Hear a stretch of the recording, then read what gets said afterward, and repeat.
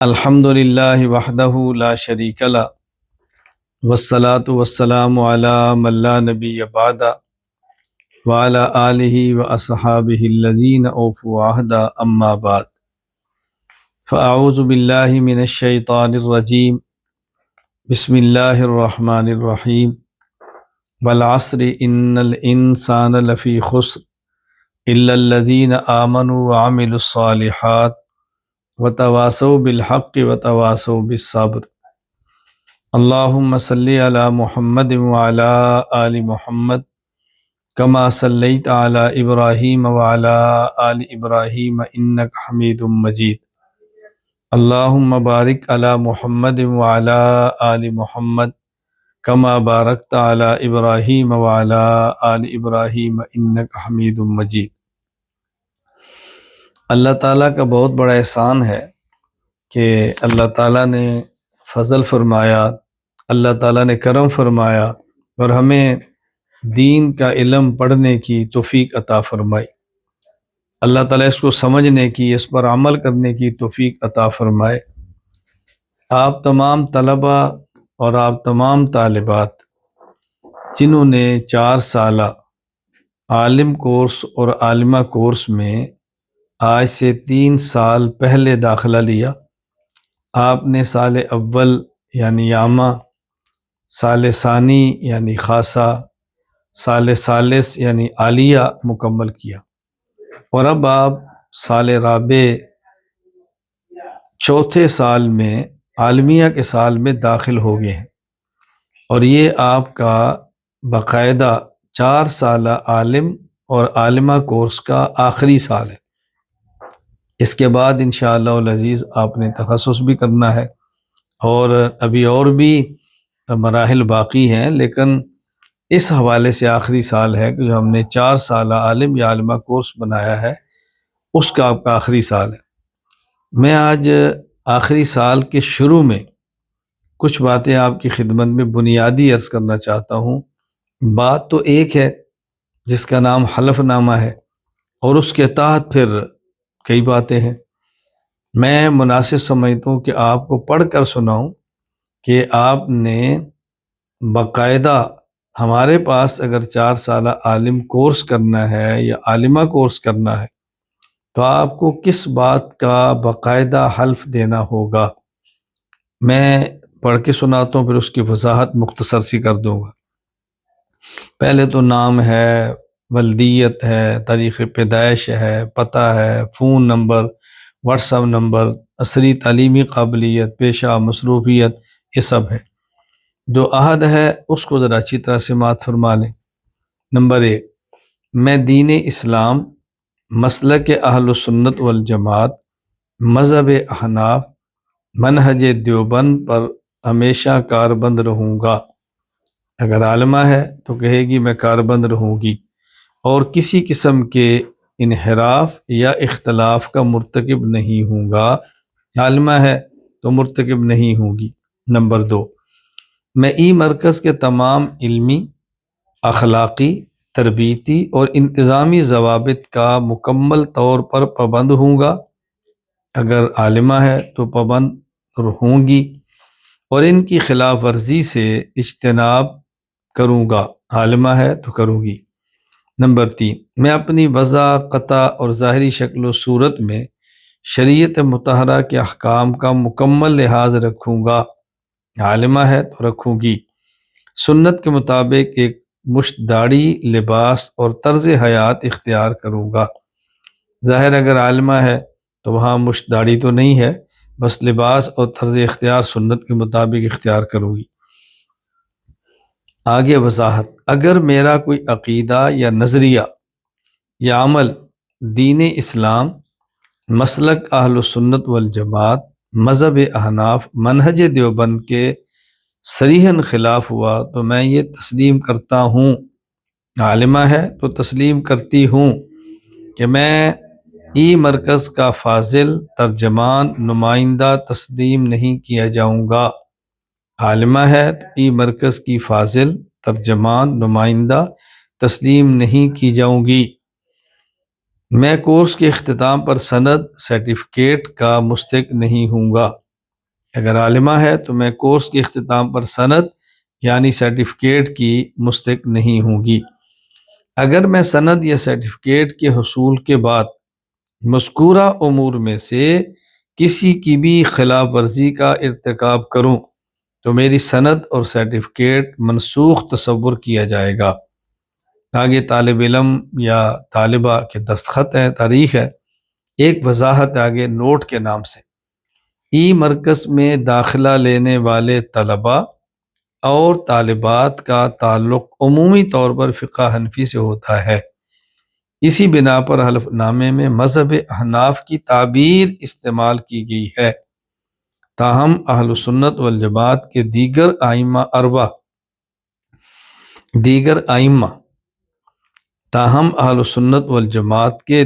ائمہ ثلاثہ یعنی مالکیہ، شوافع اور حنابلہ کے مذاہب کو برحق اور معتبر تسلیم کرتے ہیں۔ یعنی اگر کوئی مالکی ہے یا شافی ہے یا حنبلی ہے تو انہی کے مذہب کے مطابق عمل کرے گا۔ ہم نے عہد نامہ اور حلف نامہ میں مذہب احناف کس لیے ذکر کیا ہے کہ ہمارے پاس پڑھنے والے تقریباً تمام وہ حنفی ہیں، کوئی ایک دو چار آتے ہیں جو حنفی نہیں ہوتے لیکن اکثر ہمارے ہی ہوتے ہیں، احناف ہوتے ہیں۔ اب یہ جو 3 شکے ہیں میں ان میں سے ایک ایک کی قدر وضاحت کروں گا۔ اگر آپ میں سے کسی کو بھی اس پر اشکال ہو یا آپ کو بات سمجھ نہ آئے، آپ پوچھیں، اشکال ہو وہ کریں، اعتراض ہو وہ کریں، شک و شبہ ہو دور کریں، بات نہیں سمجھ آتی پھر پوچھیں، الجھنیں دور کریں۔ میں اپنے ساتھ چلنے والے ہر طالب علم اور ہر طالبہ کی الجھن دور کرنا چاہتا ہوں، کسی کی کوئی الجھن باقی نہیں رہنی چاہیے۔ آپ نے میرے ساتھ یوں چلنا ہے کہ آپ صاف اور شفاف طور پر چلیں اور کوئی کسی قسم کی آپ کو الجھن کسی معاملے میں ہرگز نہ رہے۔ یہ جو ہم نے 3 شکیں حلف نامہ میں بنیادی رکھی ہیں، میں ایک ایک کی وضاحت کرنے لگا ہوں، پھر کسی کو اشکال ہو، شبہ ہو، الجھن ہو، اعتراض ہو، کریں اور اپنے شکوک و شبہات دور کریں۔ کوئی الجھن آپ کو باقی نہیں رہنی چاہیے۔ میری خواہش ہے کہ میرے ساتھ چلنے والا کوئی بندہ، مرد ہو یا خاتون، الجھنیں دور کرے۔ میں یہ نہیں کہتا کہ میں واحد ہوں، اور بھی ایسے ہوں گے، لیکن میں اپنے ساتھ چلنے والوں سے کھل کر یہ بات کہتا ہوں، آپ کو میرے عقیدے پر اشکال ہے، آپ کو میری عملی زندگی پر اشکال ہے، یہ خلاف شریعت ہے، یا آپ کو میری نجی زندگی پر اشکال ہے، آپ کھل کر کریں۔ اگر ہمارے سسٹم پر ہے تو اس کو کھل کر اشکال کریں، کوئی نظم پر ہے تو وہ کریں، تاکہ آپ دائیں سے سنیں اور بائیں کہیں، بائیں سے سنیں اور دائیں کہیں، یہ نہ کہیں آپ ہم سے سنیں اور ہم سے کہیں، پھر آپ کو دیکھنا کتنا ہمارے ساتھ چل کر کام کرنے کا مزہ آتا ہے۔ میں کھل کر بات کہنا چاہتا ہوں اور کھل کر سننا چاہتا ہوں، تاکہ آپ شرح صدر کے ساتھ ہمارے ساتھ کھڑے ہوں اور کام کریں۔ اس حلف نامہ اور عہد نامہ میں پہلی شے کیا ہے؟ میں دین اسلام، مسلک اہل سنت والجماعت، مذہب احناف اور منہج دیوبند پر ہمیشہ کاربند رہوں گا اور کسی قسم کے انحراف یا اختلاف کا مرتکب نہیں ہوں گا۔ یہاں 4 لفظ ہیں۔ نمبر 1 دین، نمبر 2 مسلک، نمبر 3 مذہب، نمبر 4 منہج۔ دین نام ہے منصوصات قطعیات کا، عقائد قطعیہ کا، جس کے اختلاف سے اسلام اور کفر کا اختلاف ہوتا ہے، کہ اگر کوئی ان قطعیات کو مانتا ہے تو مسلمان ہوگا، کسی ایک کا بھی انکار کرتا ہے تو مسلمان شمار نہیں ہوگا۔ مسلک یہ نام ہے منصوصات ظنیات کا، یہ قطعیت نہیں ہے، ظنی ہے۔ اگر کوئی ان کو تسلیم کرتا ہے تو یہ اہل سنت والجماعت ہوگا، اگر کسی ایک کا انکار کرتا ہے تو یہ اہل بدعت ہوگا، اہل ضلالت ہوگا، لیکن اس کو اہل کفر نہیں کہہ سکتے۔ مذہب یہ نام ہے اجتہادیات کا، یعنی وہ مسئلہ جو صراحتاً قرآن کریم یا حدیث پاک میں نہ ہو، بلکہ فقہا نے اپنے اجتہاد سے نکالا ہو، اسے کہتے ہیں اجتہادی، فرعی، فروعی مسئلہ، یا اس کو مذہب کہتے ہیں۔ اجتہادیات کا جو اختلاف ہے یہ قطعیات کے اختلاف بھی نہیں ہے، ظنیات کا بھی نہیں ہے، کفر اسلام کا بھی نہیں ہے، اور یہ سنت اور بدعت کا بھی نہیں ہے، بلکہ یہ اختلاف ایک مذہب کا دوسرے مذہب سے ہے۔ یہ حق اور خطا کا احتمال ہے۔ جس کا مذہب حق ہوگا اس کو دوہرا اجر ملے گا، جس کا مذہب حق ہوگا اس کو دوہرا اجر ملے گا، جس کا مذہب خطا ہوگا اس کو اکارہ اجر ملے گا، اجر دونوں کو ملے گا۔ منہج یہ نام ہے طریقہ کار اور پالیسی کا، کہ ہمارے کام کا طریقہ یہ ہے، ہمارے کام کی پالیسی یہ ہے، ہم کام یوں کرنا چاہتے ہیں۔ اب سمجھیں کہ ہمارا دین اسلام ہے، ہمارا مسلک اہل سنت والجماعت ہے، ہمارا مذہب یہ احناف ہے، ہمارا منہج دیوبند ہے۔ اب آپ بتائیں، اگر یہ بات آپ کو سمجھ آ گئی تو آپ آگے دوسروں کو سمجھائیں گے، اور اگر یہ بات آپ کو نہ سمجھ آئی تو آپ دوسروں کو کیسے سمجھائیں گے؟ میں ایک جملہ کہا کرتا ہوں، آپ اس کو اچھی طرح نوٹ کریں، تحریر کریں اور اس کو سمجھیں۔ وہ کیا کہ لوگ ہمارا موقف سمجھتے نہیں تو ہم پہ اعتراض کرتے ہیں، اور ہمارے لوگ اپنا موقف سمجھتے نہیں تو اعتراض کا جواب نہیں دے سکتے۔ اگر ہمارا فکری مخالف ہمارے موقف کو سمجھ لیتا، اعتراض نہ کرتا، ہمارے فکری موافق اپنے موقف کو سمجھ لیتے تو اعتراض کا جواب دے دیتے۔ اب پوری دنیا میں ایک بحث چل رہی ہوتی ہے، یہ دیوبند فرقہ ہے، یہ توڑ ہے، بھئی یہ تو سمجھو کہ دیوبندیت کا مطلب کیا ہے۔ تو ہمارا تعارف کیا ہے؟ دیننا الاسلام، مسلکنا اہل السنت والجماعہ، مذہبنا الحنفیہ، منہجنا الدیوبندیہ۔ دین ہمارا اسلام ہے۔ ادیان کے اختلاف یہ کفر اور اسلام کا اختلاف ہوتا ہے۔ اسلام الگ دین ہے، یہودیت الگ دین ہے، عیسائیت الگ دین ہے، ہندو الگ دین ہے، قادیانیت الگ دین ہے۔ یہ ادیان کا اختلاف ہے۔ اور باقی اس کے بعد پھر مسالک کا اختلاف ہوتا ہے۔ بہت سارے مسلک گزرے بھی ہیں، مثلا ہمارا مسلک اہل سنت والجماعت ہے، اور مد مقابل مسلک معتزلہ ہے۔ معتزلہ یہ کافر نہیں ہے، اہل سنت والجماعت سے خارج ہے اور گمراہ ہے، اور ان کا آغاز ہوا حضرت امام حسن بصری رحمہ اللہ کے دور سے۔ ان کا ایک شاگرد تھا باصل بن عطا، آپ کی مجلس میں تھا، آپ نے ایک مسئلہ بیان کیا، اس نے اختلاف کیا، آپ نے فرمایا قد اعتزل ھذا عنا، یہ شخص ہم سے الگ ہو گیا۔ اسی بنیاد پر ان کو معتزلہ کہتے ہیں کہ اہل سنت سے الگ ہیں، لیکن ہم ان کو کافر نہیں کہتے۔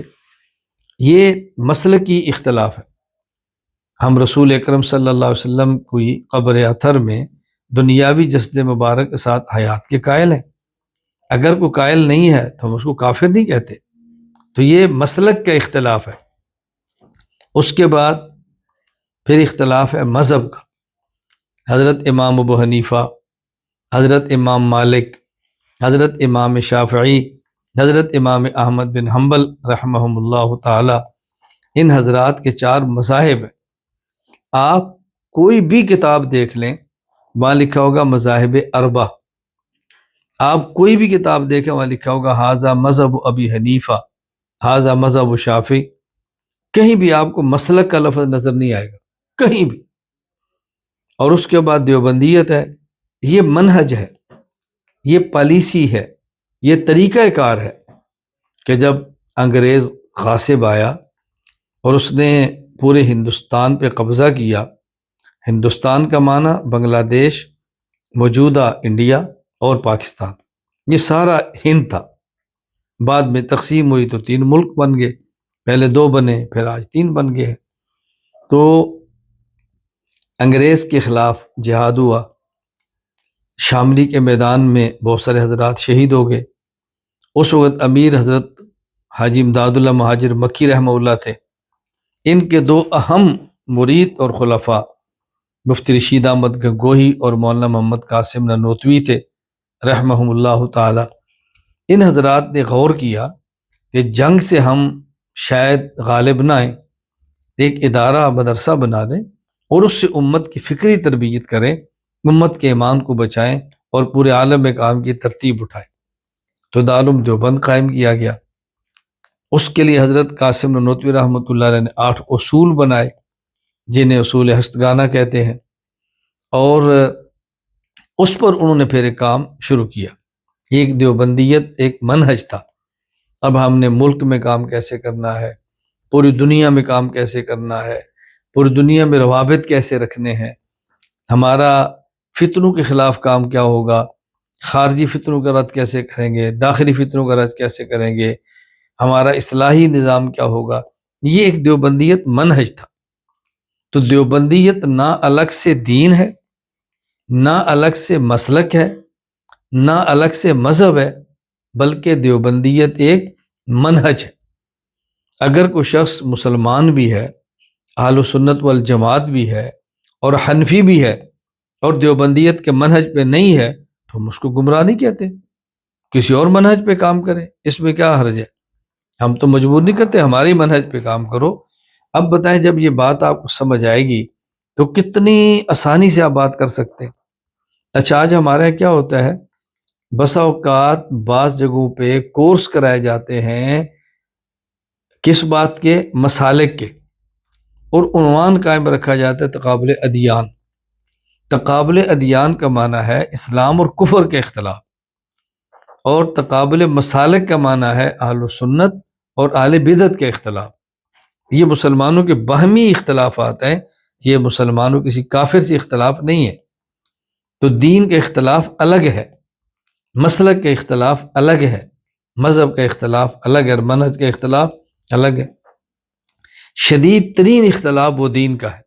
لکم دینکم ولی دین، اللہ کے نبی نے اعلان فرمایا صلی اللہ علیہ وسلم، تمہارا دین اپنا ہے، میرا دین اپنا ہے۔ مسلک کے اختلاف اس سے کم درجے کا ہے جو قابل برداشت ہے، اور اس کے بعد کا اختلاف ہے مذاہب کا۔ کوئی حرج کی بات ہی کوئی نہیں، رحمت ہے، کوئی حرج کی بات نہیں۔ یہ مذاہب کے اختلاف صحابہ کے دور میں بھی تھا اور آج تک چلا آ رہا ہے، میری تفصیلی گفتگو اس پہ موجود ہے۔ اور دیوبندیت یہ مناہج کا اختلاف ہے، منہج کا۔ تو منہج بدلتے رہتے، اس میں کیا اختلاف ہے، طریقہ کار بدل جاتا ہے، پالیسی بدل جاتی ہے، نظریات نہیں بدلتے، طریقہ کار بدل جاتا ہے۔ نظریات الگ چیز ہے، طریقہ کار اور پالیسی یہ الگ چیز ہے۔ تو ان باتوں کو بہت اچھی طرح آپ ذہن نشین فرما لیں۔ تو یہ آپ ذہن بنا لیں، نمبر 1، دین الاسلام، ہمارا دین اسلام ہے۔ مسلک اہل سنت والجماع، ہمارا مسلک اہل سنت والجماعت ہے۔ مذہب الحنفیہ، ہمارا مذہب احناف ہے۔ منہجنا الدیوبندیہ، اور ہمارا منہج دیوبندی ہے۔ یہ میں نے مختصر سی بات کی ہے، تفصیلات میں اس پر بیان کر چکا ہوں۔ آپ حضرات اساتذہ کرام سے عرض کریں یا میں گزارش کر دوں گا، آپ کو بتا دیں گا، آپ تفصیل سے ان بیانات کو سن لیں۔ دیوبندیت کے حوالے سے ایک بات ذہن نشین فرما لیں، دیوبندیت کا مطلب کیا ہے، دیوبندی نظریہ کا معنی کیا ہے، دیوبندی منہج کا معنی کیا ہے۔ یعنی اگر یہ بات نہیں سمجھ آئے گی تو نقصان یہ ہوگا، جب بھی 2 علماء جو دیوبندی کہلواتے ہیں یا دیوبند کی طرف نسبت کرتے ہیں ان کا اختلاف ہوگا تو آپ کہیں گے دیوبند آپس میں لڑ پڑا ہے، یہ دیوبند کا اختلاف ہو گیا، دیوبند میں تو ٹکڑے ہو گئے۔ ایسا نہیں، یہ بات سمجھ لیں۔ دارالعلوم دیوبند کے پہلے سرپرست مفتی رشید احمد گنگوہی، دارالعلوم دیوبند کے بانی مولانا محمد قاسم نانوتوی، دارالعلوم دیوبند کے پہلے شاگرد، پہلے صدر مدرس شیخ الہند مولانا محمود حسن اور دارالعلوم دیوبند کے پہلے صدر مدرس مولانا محمود حسن کے براہ راست شاگرد حکیم الامت مولانا اشرف علی تھانوی، شیخ الاسلام سید حسین احمد مدنی، مفتی اعظم ہند مفتی کفایت اللہ دہلوی، بانی تبلیغی جماعت مولانا محمد الیاس کاندھلوی، خاتم المحدثین علامہ محمد انور شاہ کشمیری، یہ چند ایک میں نے نام لیے ہیں جو حضرت کے بلا واسطہ براہ راست شاگرد تھے۔ شیخ التفسیر علامہ شبیر احمد عثمانی، شیخ الحدیث علامہ ظفر احمد عثمانی۔ دیوبندیت کس کا نام ہے؟ حضرت مولانا گنگوہی، مولانا ننوتوی، شیخ الہند اور شیخ الہند کے براہ راست تلامذہ اور شاگرد جس رائے پر یہ متفق ہوں یہ دیوبندی نظریہ ہے، اور اس کے بعد والے لوگ جو دیوبندی کہلوائیں اور ان کی رائے پر چلیں کہیں گے دیوبندی ہے، اور جو دیوبندی کہلوائیں اور ان کی راستے پر نہ چلیں، اختلاف کریں، ان کے اختلاف کو یہ نہیں کہیں گے دیوبند میں اختلاف ہوا ہے، ان کے اختلاف کو کہیں گے انہوں نے دیوبند سے اختلاف کیا ہے۔ دیوبند میں اختلاف اور بات ہے اور دیوبند سے اختلاف اور بات ہے۔ یہ حضرات علماء دیوبند اس بات پر متفق ہیں کہ رسول اکرم صلی اللہ علیہ وسلم اپنی قبر اطہر میں زندہ ہے، قبر اطہر کے پاس صلاۃ و سلام پڑھے سنتے ہیں، دور سے سلام پڑھا جائے تو پہنچایا جاتا ہے۔ آج کے دور میں بعض ایسے افراد ایسی جماعتیں بن گئی ہیں جو خود کو دیوبندی کہتی ہیں، افراد خود کو دیوبندی کہتے ہیں لیکن اس عقیدے کا انکار کرتے ہیں۔ تو لوگ کہتے ہیں جی عقیدہ حیات النبی میں صلی اللہ علیہ وسلم دیوبندیوں میں اختلاف ہے، بعض کہتے ہیں زندہ ہے، بعض کہتے ہیں نہیں ہے، بعض کہتے ہیں سنتے ہیں، بعض کہتے ہیں نہیں ہے۔ میں کہتا ہوں بات سنو، عقیدہ حیات النبی صلی اللہ علیہ وسلم میں دیوبندیوں میں اختلاف نہیں ہے، بلکہ جو حیات کا انکار کرتا ہے ان کا دیوبندیوں سے اختلاف ہے۔ دیوبند میں اختلاف ہونا اور بات ہے اور دیوبند سے اختلاف ہونا اور بات۔ میں سمجھانے کے لیے ایک مثال دے رہا ہوں، اس مثال کا معنی یہ نہیں کہ جو مثال میں تو اختلاف حیات اور ممات کی طرح نہیں، میں مثال سمجھانے کے لیے دے رہا ہوں۔ پوری دنیا کے مسلمانوں کا اتفاق ہے کہ حضور اکرم صلی اللہ علیہ وسلم آخری نبی ہے اور آپ کے بعد کسی قسم کا کوئی نبی پیدا نہیں ہوگا۔ اب قادیانی نے کہا کہ مرزا غلام احمد قادیانی نبی ہے۔ اب جو دنیا میں کافر ہیں، عیسائی یا یہودی یا ہندو، جو ہمارے نظریات کو نہیں سمجھتے، وہ کہہ دیتے ہیں کہ مسلمانوں میں دو فرقے ہیں، ایک فرقہ حضور پاک صلی اللہ علیہ وسلم محمد کو آخری نبی سمجھتا ہے اور ایک ان کے بعد مرزا غلام احمد قادیانی کو نبی سمجھتے ہیں۔ وہ دونوں کو مسلمان سمجھتے ہیں اور کہتے ہیں مسلمانوں میں اختلاف ہے۔ ہم کہتے ہیں پوری دنیا کے مسلمان متفق ہیں کہ حضور اکرم صلی اللہ علیہ وسلم آخری نبی ہے، آپ کے بعد کسی بھی قسم کا کوئی نبی پیدا نہیں ہو سکتا۔ یہ جو قادیانیوں نے کہا کہ مرزا غلام احمد قادیانی نبی ہے، ان کے اس عقیدے کو بیان کرنے کی وجہ سے یہ نہیں کہیں گے کہ ختم نبوت کے مسئلہ پہ مسلمانوں میں اختلاف ہے، یہ کہیں گے ختم نبوت کے مسئلے پہ قادیانیوں کا مسلمانوں سے اختلاف ہے۔ تو مسلمانوں میں اختلاف ہونا اور بات ہے اور مسلمانوں سے اختلاف ہونا اور بات ہے۔ دیوبندیوں میں اختلاف ہونا اور بات ہے اور دیوبندیوں سے اختلاف ہونا اور بات ہے۔ کتنی آسان سی بات۔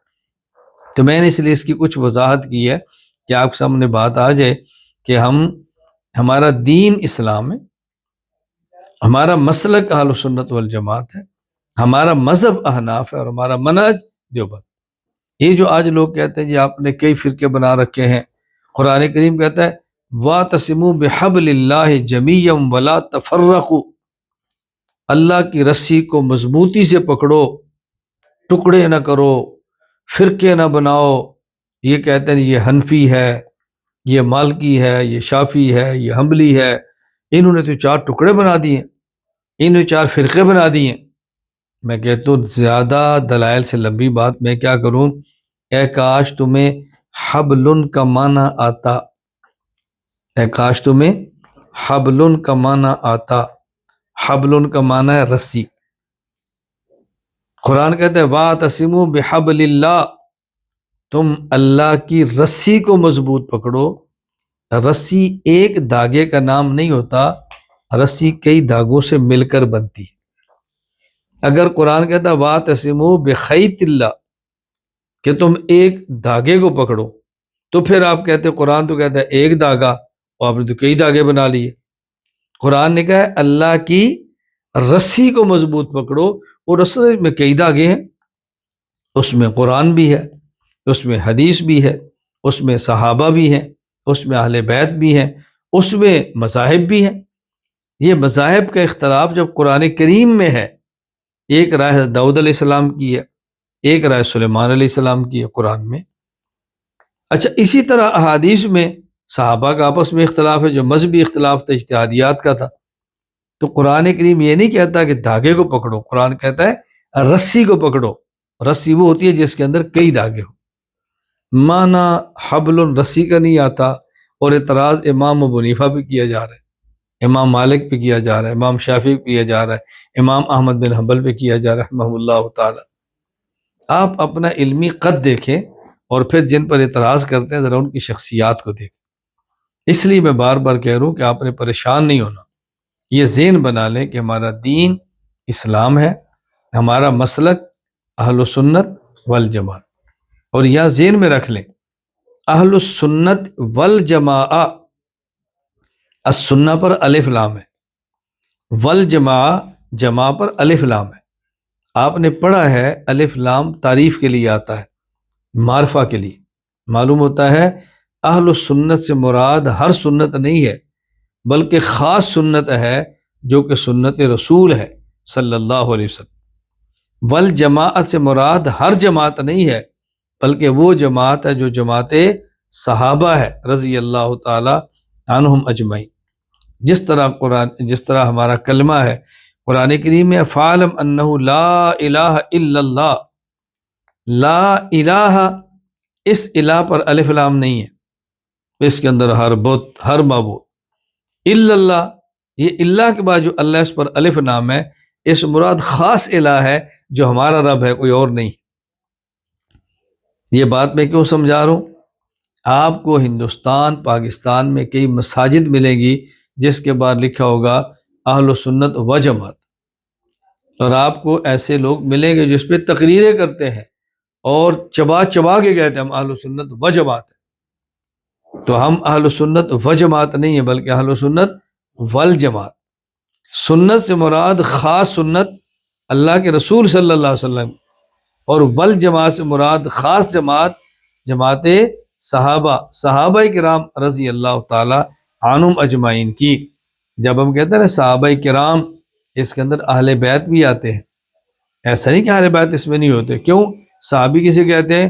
جس نے رسول اللہ صلی اللہ علیہ وسلم کی زیارت حالت، یعنی حضور کی مجلس میں حالت ایمان میں بیٹھا ہو اور حالت ایمان پر دنیا سے گیا ہو. یہ تعریف تو اہل بیت پر بھی آتی ہے. اس لیے یہ نہ سمجھنا کہ اس کا اہل بیت سے الگ ہو جاتے ہیں، وہ بھی اس کے اندر آ جاتے ہیں.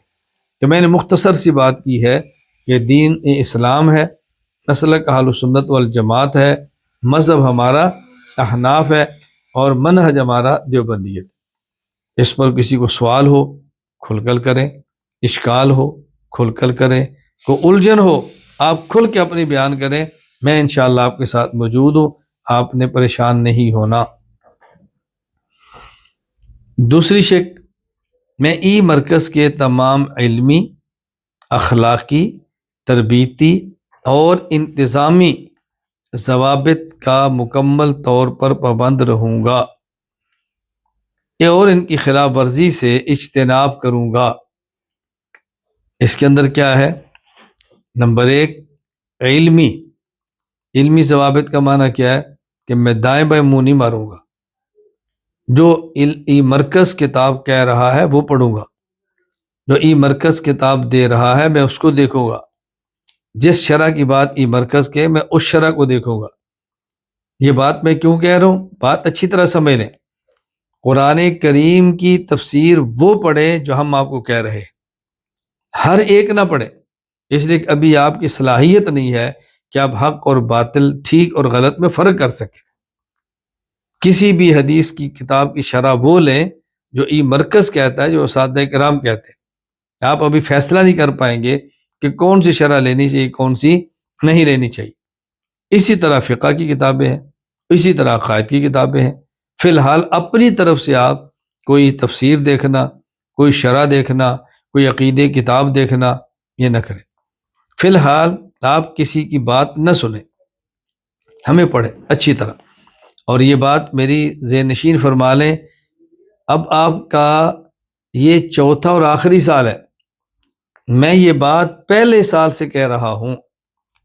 بہت بڑی تعداد الحمدللہ آپ میں سے ان طلباء اور طالبات کی ہے کہ جنہوں نے پہلے دن سے میری بات کو لیا ہے، پابندی کی ہے، اور آج خدا گواہ ہے میں ان کو جانتا ہوں وہ کتنا آگے چلے گئے ہیں اور کتنا پختہ ہو گئے۔ لیکن ایک تعداد ایسی ہے جنہوں نے میری بات کو سنا ہے لیکن شاید اس پہ عمل نہیں کیا۔ مجھے اس کا تجربہ اس لیے ہوتا ہے کہ اپنی طرف سے بیان سنتے ہیں، پھر وہ اشکال پیدا ہوتے ہیں، پھر ہم سے جواب لیتے ہیں۔ میں کہتا ہوں اس موضوع پر تو میں بیان کر چکا ہوں، آپ کو فائل دے چکا ہوں، آڈیو ویڈیو بیان آپ کے موبائل میں آ چکا ہے، تو استاد جی میں معذرت چاہتا ہوں، میں سن نہیں سکا۔ بس اس کے بعد ابھی گزشتہ کل کی بات ہے، مجھے ایک شخص کا یہ پیغام موبائل پہ انہوں نے مجھے لکھ کے بھیجا کہ میں گناہوں میں مبتلا ہوں، گناہ میری جان نہیں چھوڑ رہے، تو آپ دعا فرمائیں۔ ویسے میں دین کا کام بھی کر رہا ہوں، لوگ مجھے نیک بھی سمجھتے ہیں، لیکن میری نجی زندگی گناہوں میں ڈوبی ہوئی ہے۔ میں نے کہا آپ صرف ایک بات کا اہتمام کریں کہ آپ موبائل کو دیکھنا چھوڑ دیں، موبائل دیکھنا چھوڑ دیں، بلا ضرورت استعمال نہ کریں، ضرورت کی حد تک لیں بس۔ ان کا مجھے پھر آج پیغام آیا۔ اب پیغام کیا آیا کہ استاد جی آپ کی بات بالکل ٹھیک ہے، میں 100% اس کی قدر کرتا ہوں، اور میں نے کل سے ہی چھوڑا ہے، تو مجھے کل ہی سے فاقہ محسوس ہوا ہے، لیکن ایک بات آپ سے پوچھنی ہے کہ میں نے مال کمانے کے لیے نہیں بلکہ اپنے عقائد، اپنے علماء، ان کی باتیں پھیلانے کے لیے اور سوالوں کے جواب دینے کے لیے، علماء کرام کی ویڈیو اپلوڈ کرنے کے لیے ایک یوٹیوب پہ چینل بنایا ہے، تو میں اس کو باقی رکھوں یا ختم کر دوں؟ میں نے کہا آپ نے بنانے سے پہلے کیوں نہیں پوچھا؟ جب آپ نے چینل بنایا تو آپ تو یوٹیوب سے پھنسے رہیں گے، کیسے آپ چھوڑیں گے یوٹیوب کو؟ میں نے کہا آپ اس کو فوراً ختم کر دیں، فوراً ختم کریں، اگلی بات اس کے بعد کریں گے۔ تو میں صرف کیا کہہ رہا ہوں، یہ معنی ہے علمی ضوابط کا، جو ہم پڑھا رہے ہیں اس کو پڑھیں، اس کو سنیں۔ اور میں اپنے طلبہ بیٹوں سے، اپنی طالبات بیٹیوں سے کہتا ہوں، اور یہ بات میری آپ پوری دنیا میں پھیلا دو۔ دنیا میں اگر کوئی شخص اس بات کا اہتمام کر لے کہ 1 سال تک صرف مجھے پڑھے اور صرف مجھے سنے، میں اللہ کی ذات پہ بھروسہ کر کے کہتا ہوں اس کو علمی اور فکری اعتبار سے کوئی بندہ گمراہ نہیں کر سکے گا۔ میں کوئی دعویٰ نہیں کر رہا، خدا کی ذات پہ بھروسہ کرتا ہوں، انشاءاللہ وہ محفوظ ہو جائے گا، انشاءاللہ وہ محفوظ ہو جائے گا۔ آپ بھی اس کا اہتمام کریں۔ اخلاقی ضوابط، ضابطے اخلاق بنایا جاتا ہے۔ آپ نے اپنے اخلاق کی اصلاح کے لیے اصلاحی تعلق قائم کرنا ہے۔ چوتھا سال گزر گیا، اگر آپ نے چوتھا سال شروع ہے، 3 سال گزر گئے، اصلاحی تعلق قائم نہیں کیا، اصلاحی تعلق قائم کیا ہے تو اس کے مطابق خانقاہی مجالس میں شرکت نہیں کی، کوئی نہ کوئی عذر لنگ اور لنگڑا عذر کر کے اسے جان چھڑاتے رہے۔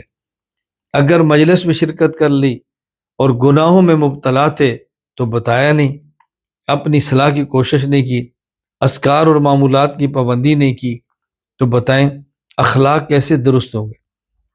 اخلاق کی تربیت کے لیے شیخ کو بنانا، پھر شیخ سے تعلق رکھنا، شیخ کی ہدایات پہ عمل کرنا، اپنے حالات کی شیخ کو اطلاع دینا، یہ ضروری ہے۔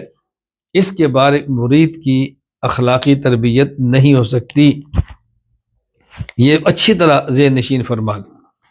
اگر ہم چاہتے ہیں اپنے اخلاق کی تربیت کریں، اپنے اخلاق کو درست کریں، تو ہمیں چاہیے ایسا شخص جو صحیح العقیدہ ہو، متبع سنت ہو، اپنے شیخ کا اجازت یافتہ ہو، اپنے شیخ کا صحبت یافتہ ہو،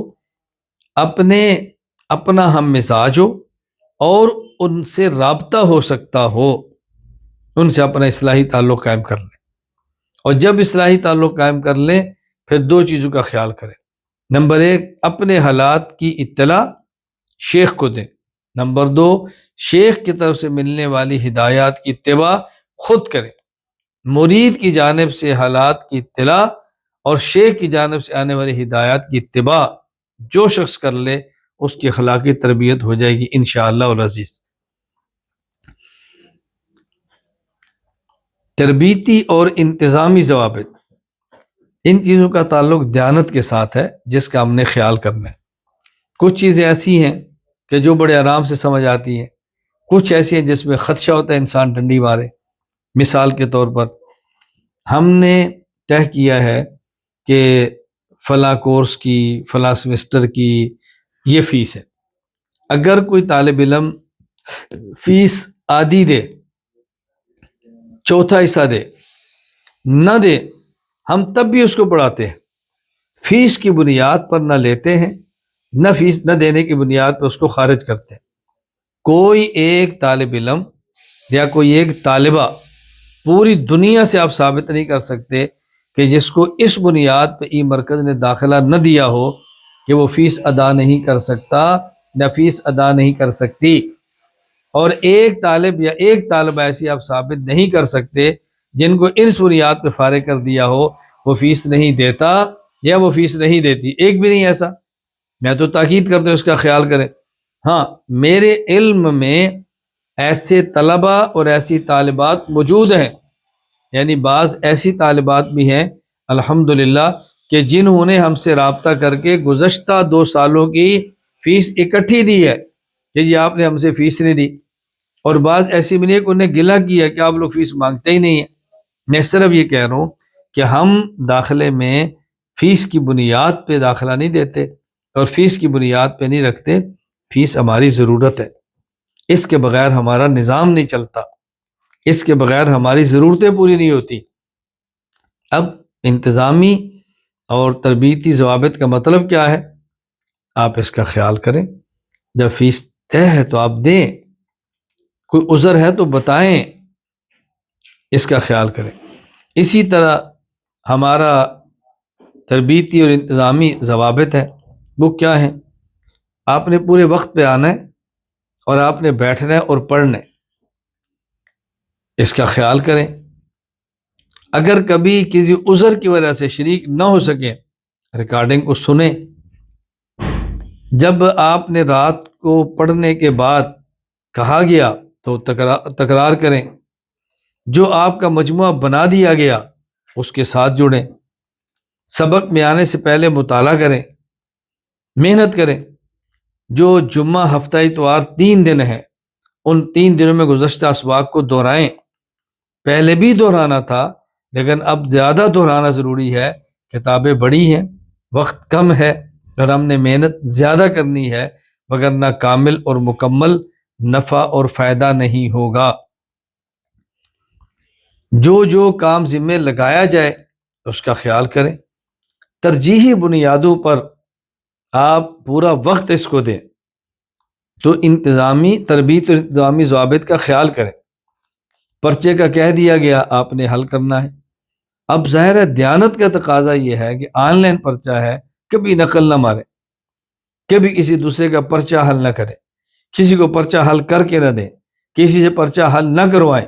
اگر خدا نخواستہ ہمیں نہ پتہ چلا اور ہم نے غلط فہمی کی بنیاد پہ اعتماد کر کے سند جاری کر بھی دی، قیامت کے دن خدا کو جواب کیا دیں گے؟ قیامت کے دن اللہ کو حساب کیا دیں گے؟ قیامت کے دن خدا کے سامنے کیا بتائیں گے کہ میں نے یہ دھوکہ کیا تھا، میں نے یوں جھوٹ بولا تھا، اور وہ بھی دین کے نام پر، اور دین پڑھتے ہوئے؟ آپ خود اندازہ فرمائیں کہ اس کا نتیجہ کیا نکل سکتا ہے۔ اس لیے ان تربیتی اور انتظامی ضوابط کی پابندی کریں، اور اس کے خلاف کبھی نہ کریں۔ ہمارے یہاں ایک نظم بنتا ہے، اطلاع دی جاتی ہے کہ فلاں استاذ، فلاں استانی، فلاں معلم یا معلمہ آپ کے ملک میں آ رہے ہیں، آپ کے شہر میں آ رہے ہیں، آپ ان سے جڑیں، ان کے ساتھ رابطہ رکھیں۔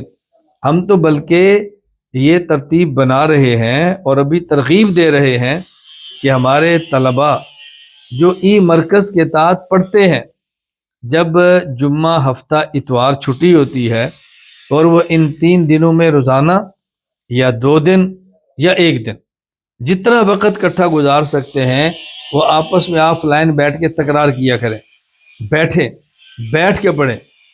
پھر ہم نے نظم بنایا ہے آپ حضرات کے لیے کہ باقاعدہ بزم متکلم اسلام کے تحت آپ سیکھے بولنا،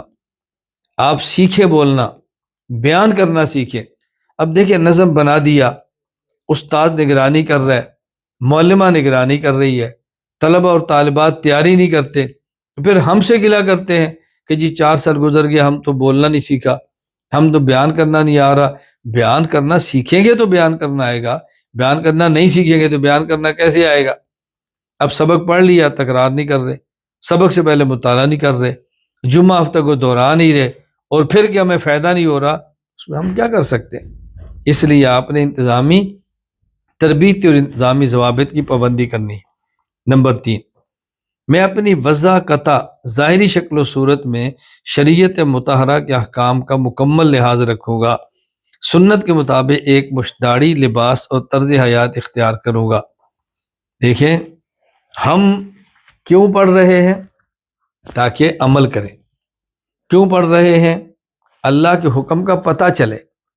کیوں پڑھ رہے ہیں؟ رسول اللہ صلی اللہ علیہ وسلم کے طریقہ سنت مبارک کا پتہ چلے۔ کیوں پڑھ رہے ہیں؟ شریعت پہ عمل کریں، جہنم سے بچیں اور جنت میں جائیں۔ اور جو شخص 4 سال پڑھ کر بھی، عالم بن کر بھی، عالمہ بن کر بھی اپنی وضع اور قطع بھی شریعت کے مطابق نہیں کر سکتا یا نہیں کر سکتی، اس نے دوسروں میں دین کا کام کیا کرنا ہے؟ یعنی آدمی اپنا لباس بنانے کے لیے تیار نہیں، اپنی شکل بنانے کے لیے تیار نہیں، اپنا پردہ کرنے کے لیے کوئی تیار نہیں، مرد ہے تو سنت کے مطابق داڑھی رکھنے کے لیے تیار نہیں، اپنی خوشی اور غمی شریعت کے مطابق کرنے کے لیے تیار نہیں، تو آپ یہ بتائیں کہ یہ بندہ دین پر عمل نہیں کرے گا تو دوسروں کو دین کی دعوت کیسے دے گا؟ اس لیے یہ ذہن نشین فرما لیں، اگر کوئی خاتون ہو اور پردہ نہ کرے وہ سند نہ لے، اگر کوئی مرد ہے اور اس کی داڑھی سنت کے مطابق نہیں وہ سند نہ لے۔ سنت کے مطابق کا معنی کیا ہے؟ 1 مٹھی داڑھی۔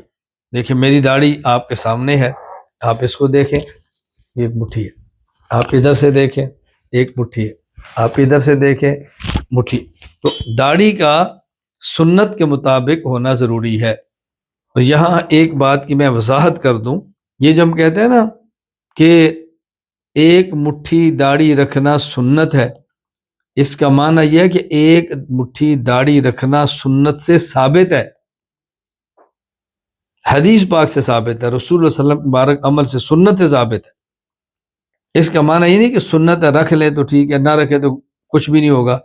1 مٹھی داڑھی رکھنا واجب ہے۔ اگر کوئی شخص 1 مٹھی داڑھی سے کم داڑھی رکھتا ہے تو وہ گناہ گار ہوگا۔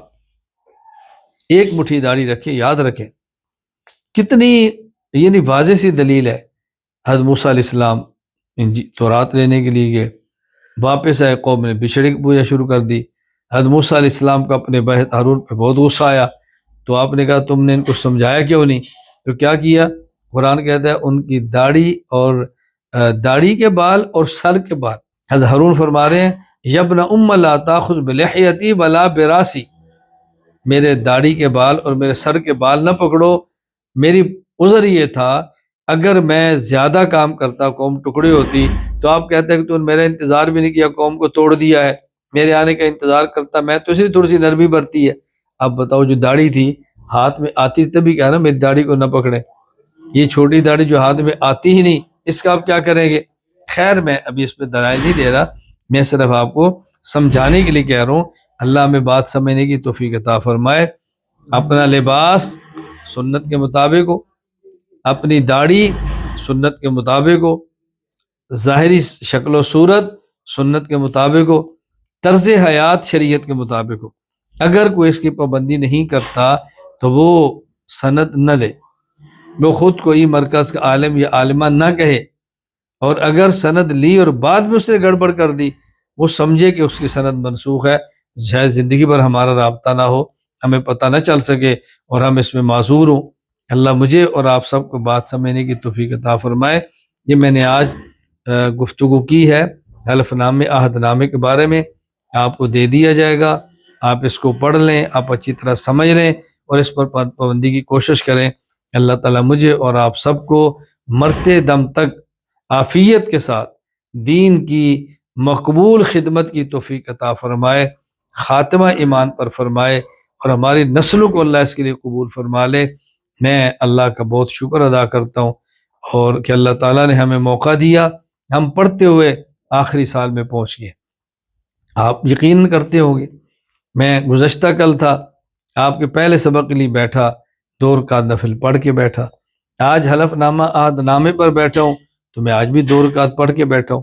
میں پوری کوشش کرتا ہوں جب آپ سے تربیتی گفتگو بھی کرنی ہو تو 2 رکعت نفل پڑھ کے اللہ سے مانگ پر بیٹھو۔ یہ بات بتانے کا مقصد کیا ہے کہ استاد جو بات سمجھانے والا ہے وہ رکعتیں پڑھ کے بیٹھتا ہے، تو شاگرد کو بھی خیال کرنا چاہیے کہ میں نے استاد کی بات سننے سے پہلے 2 رکعت نفل پڑھنے ہیں، گناہوں سے توبہ کرنی ہے، علم کے توفیق پر شکر ادا کرنا ہے، اور اللہ سے مانگنا ہے کہ یا اللہ مجھے پڑھنے کی، سمجھنے کی، اس کے مطابق عمل کرنے کی اور اس علم کو پوری دنیا میں عام کرنے کی توفیق عطا فرما۔ اللہ مجھے بھی توفیق عطا فرمائے، اللہ تعالیٰ آپ کو بھی توفیق عطا فرمائے۔ وآخر دعوانا ان الحمد للہ رب العالمین۔